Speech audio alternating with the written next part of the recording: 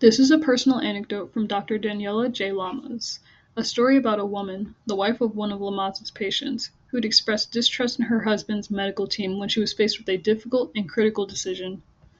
The woman's husband, Lamas' patient, had cancer. He'd been admitted, but it seemed that his condition had worsened overnight. He was in pain and struggling to breathe.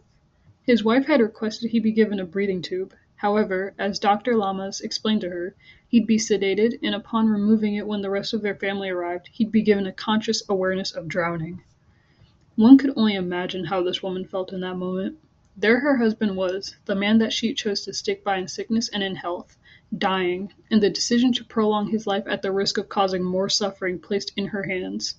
She'd put her trust in these doctors, in the healthcare system, but they could not save him, and even worse, her only choice was to let nature take its course, otherwise inflict more pain onto him, which is what made her response both shocking and understandable.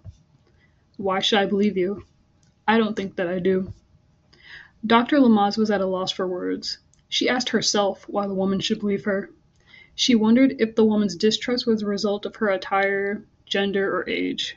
Regardless, she knew the true cause was deeper than those things. This woman was struggling to trust llamas because of the healthcare system, because of an industry that has constantly failed the public both in large and small ways.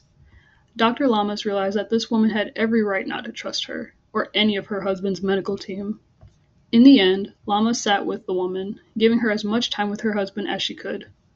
The woman's husband remained alive without intubation. The rest of their family arrived, and after he passed, they were allowed to take his belongings home. As his family left, Lamas could only hope that they knew she and her team had done the very best they could for their loved one.